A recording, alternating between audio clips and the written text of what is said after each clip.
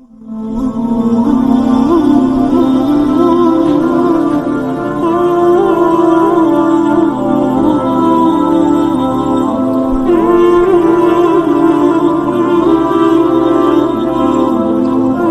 ہاں، ہمیں عادت ہے نماز پڑھتے ہی ہاتھ اٹھا کے دعا مانگنی، اور ویسے اس عادت کی بیس یہ ہے کہ اللہ کے رسول نے فرمایا کہ جو نماز پڑھنے کے بعد مصلی پر بیٹھے بیٹھے دعا مانگتا ہے تو وہ گویا نماز کے اندر ہی ہوتا ہے، اور نماز کا جو آخری حصہ ہوتا ہے نا وہ دعا کی قبولیت کا ہوتا ہے۔ لیکن جس طرح سے ہم نے اس کو بالکل ہی ایک مسٹ کے طور پہ لینا شروع کر دیا، فوراً ہاتھ اٹھانا اور دعا مانگے بغیر جو ہے نا، سب کہتے ہیں دعا مانگے بغیر ہی اٹھ گئی ہو، یعنی اس کو غلط سمجھنا کہ اس کے بغیر بھی اٹھ جانا ہے، تو یہ چیز جو ہے نا یہ طریقہ سنت نہیں ہے۔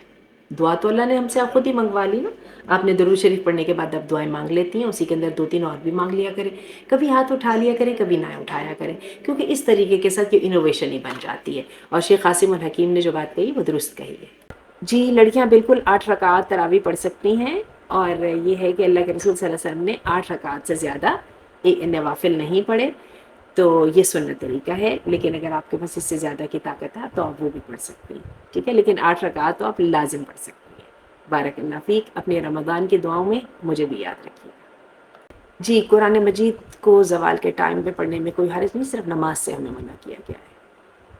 لیکن تھوڑے بہت اگر آپ کر لیں تو اچھا ہی ہے، 2 4 منٹ کا ہی مسئلہ ہوتا ہے، کوئی زیادہ تو نہیں ہوتا۔